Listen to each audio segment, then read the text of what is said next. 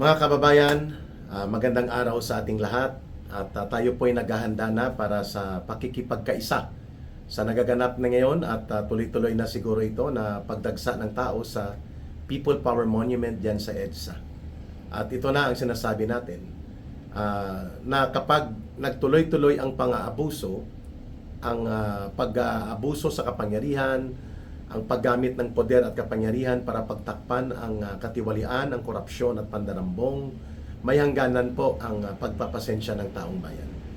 So, hindi po natin maisasantabi na na-trigger po ang mga kapatiran sa Iglesia ni Cristo ng patuloy na panghaharas na ginagawa po ng gobyerno ni Marcos, lalo na itong kanyang attack dog na si Ombudsman Boying Rimulya, para po sikilin at pilit-pitin at supilin ang mga pagkilos ng mga demokratikong oposisyon, lalo na ang pananakot niya sa mga senador na kinakasuhan ng mga non-bailable offenses or non-bailable crimes, kaya makukulong ka habang nililitis pa lang ang kaso. Ito yung kanyang inihayag kahapon laban kay Senator Marcoleta, na isasampa na daw ang kasong plunder laban kay Senator Marcoleta at pati na rin po kay dating Congressman Mike Defensor. Ngayon, madaling araw ay nag-mobilize ang taong bayan.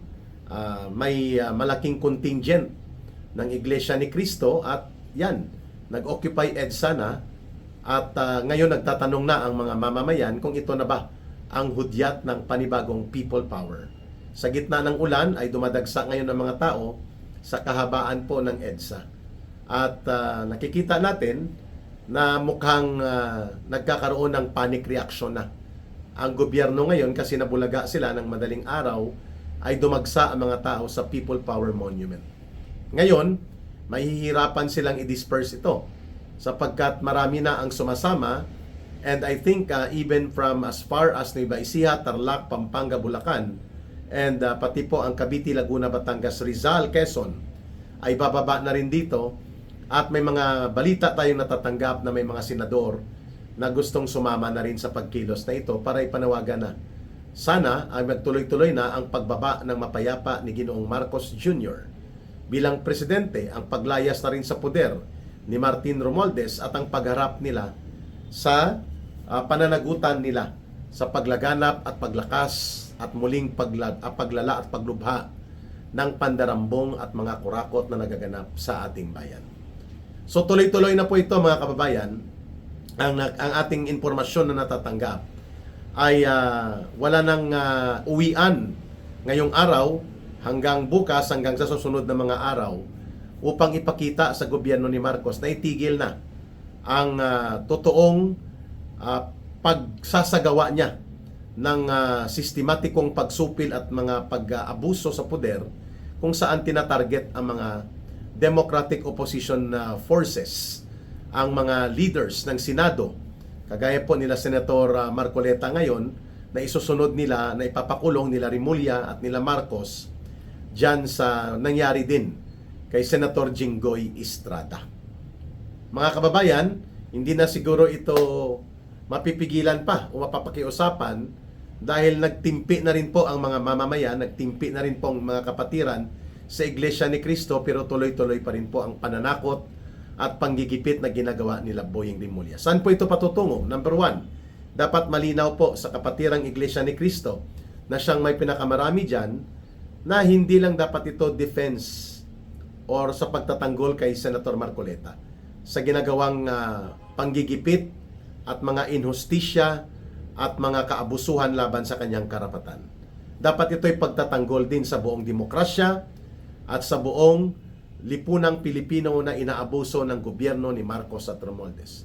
At dapat suportahan na rin nila ang panawagan na Marcos resign now, Romualdez resign now, and they should face the consequences of their actions before the people.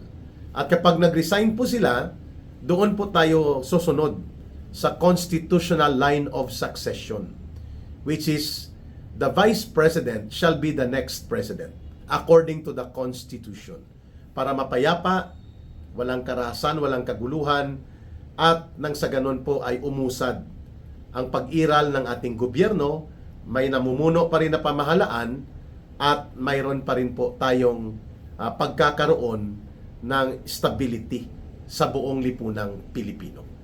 Kaya ang pagkilos na ito ay hindi po lumalabag sa saligang batas. Ito ay mapayapang pagtitipon, ito po ay mapayapang panawagan, at dapat pakinggan ito ni Marcos when your people, at nakikita naman po ito na tuloy-tuloy ang nangyayari po na mga abuso at mga pagwawaldas at mga pangungurakot sa kaban ng bayan. Kaya naman po negatibo, tuloy-tuloy na itinatakwil ng mamamayan si Marcos Jr. sa lahat ng mga survey, sa lahat po ng mga opinion na mga kinukuha sa taong bayan. The Filipino people majority do not favor anymore na mananatili pa si Marcos bilang presidente. At sa kadahilanang yan, mga kababayan, malinaw na dapat pakinggan na ni Ginoong Marcos ang mamamayan, that even his own sister, si Senator Amy Marcos, nananawagan, tama na, hindi mo na kayang pamunuan ang buong bansa. Mapapahamak lang ang buong Pilipinas, ang buong lipunang Pilipino, ang buong mamamayan kung magpapatuloy ka na kumapit sa poder at mangunyapit sa iyong kapangyarihan kahit na itinatakwil ka na ng mamamayan. And these are now the signs of time. The writings on the wall are now very clear. Marcos must go together with Romualdez. They must step down from power and they must resign before po magkaroon pa ng mas malawak, mas malaki at mas matindi na mga kilos protesta na nananawagang siya ay umalis na sa kapangyarihan niya. At harapin at pananagutan nila ni Martin Romualdez, dalawa sila, bilang mga mastermind ang mga kaganapan sa pagbalik ng malawakan at malubhang korupsyon at mga pandarambong. Diyan lang po mapapanatag ang mga mamamayan.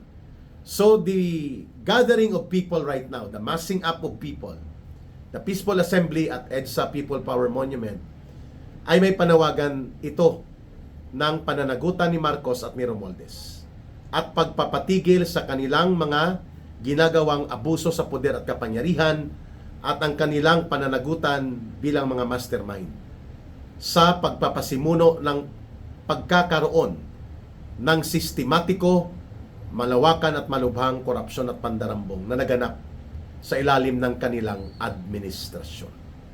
That is very clear. Pangalawa, malinaw po na nananawagan ang mamamayang Pilipino ng pagbabago, change of leadership, at susundin natin ang malinaw na nakasaad sa batas. Ang malinaw na nakasaad sa saligang batas ay dapat ang kapag nagkataon na ang presidente ay bumaba sa kapangyarihan, nag-resign at tumalikod na bilang presidente, ang constitutional line of succession ang ating susundan, which states na ang sabi ng saligang batas, ang pinakamataas na batas sa ating bansa, it should be the vice president that should take over, mga kababayan, as the next president. So, yan. At sana po ay magtuloy-tuloy ang ganitong pagkakaisa, paninindigan at panawagan ng sambayan ng Pilipino sa mapayapang pagbabago sa ating bayan. Kung hudyat na ba ito ng people power ang nagaganap ngayon dyan sa EDSA People Power Monument na naging Occupy EDSA, despite sa pagbuhos ng malakas na ulan, hindi po tayo ang makakapagtakda ng daloy ng kasaysayan. It will be up to the Filipino people kung kakayanin po nila na masustain ang ganitong panawagan na i-pressure ang gobyerno ni Marcos through Peaceful Assembly with a petition of the people for him to voluntarily resign as president. At ganon din mag-resign dapat si Martin Romualdez, sapagkat sila po ang itinuturo ng mga testigo at ebidensya na pasimuno po kung bakit nagkaroon ng mahigit 1 trillion pesos na pagnanakaw at pangungurakot sa kaban ng bayan systematically and deliberately Dahil po yan sa pagpapasimuno, pagpapahintulot, pangungonsinti at pagbibinipisyo ni Marcos at nila Romualdez. Pangalawa, kailangan pong mangibabaw dito ang boses ng mamamayan. The sovereign will of the people is now manifested on the streets and they're calling for Marcos now to step down peacefully and voluntarily upang umusad tayo papunta sa tinatawag po na constitutional na pagkakaroon ng transition of power. Hindi power grab, hindi pag-agaw ng poder, kundi mapayapang transisyon according to the Constitution. Yan po ang layunin kung sakali mang mabuo ang people power dyan habang nagkakaroon ngayon ng hudyat ng mga pagkilos na tinatawag ngayon na Occupy EDSA. Mauulit na ba ang kasaysayan sa araw na ito at sa susunod na mga araw? Hindi po natin maitatakda, hindi rin natin na yan idideklara na sigurado, but the people are now clamoring for change. And they are out in the streets right now sa Metro Manila, dyan partikular sa EDSA People Power Monument, at ang panawagan nila ay malinaw na dapat may mananagot dito sa kaabusuhan na nagaganap at patuloy na paglapastangan sa mga karapatan at kabutihan ng mamamayan. At walang iba na tinutumbok sa panawagang pananagutan na ito kundi si Marcos mismo at sila Romualdez. When God makes miracle, nobody can question it. Hindi po pwedeng tanungin ang wisdom ng Panginoon sakaling mangyari muli ang isa pang people power sa pangatlong pagkakataon, mapapalitan muli ang gobyerno sa Pilipinas sa mapayapang pamamaraan. Kung magaganap po ng lubusan ang isa na namang makasaysayan, mapayapa, subalit determinado na people power ng sambayanang Pilipino. Maraming salamat sa panunood ninyo. Abangan nyo po ang mga updates sa magaganap kasi marami ang pumapasok na balita ngayon that there will be more than 50,000 or more delegates and participants na papasok po mula sa area ng Northern Luzon at Central Luzon. Mula po sa Nueva Ecija o Nueva Vizcaya, La Union, pababa po hanggang sa Tarlac, Pampanga, Bulacan. At pati na rin po sa southern side ng ating Luzon na isla, ang bahagi po ng Cavite, Laguna, Batangas, Rizal, Quezon. Ito po ay tuloy-tuloy na pagdaloy ng mga pagsali, pagsama ng iba't ibang mga grupo, partikular po pati sa kapatiran ng Iglesia ni Cristo. Kapag puno na ang salok sa pagpapasensya ng taong bayan, ito po ay kanila ng kinakalos. Sana ay mapapakinggan at makikita na ni Marcos that the signs of times and the writings on the wall are very clear. He must step down before it's too late for him. Dapat pakinggan at respetuhin, igalang ni Marcos at nila Romualdez ang muling pagbangon ng mamamayan sa mapayapang pagkilos at sama-samang paninindigan sa posibilidad na naman ng isa pang people power kapag nagtuloy-tuloy po ito, mga kababayan.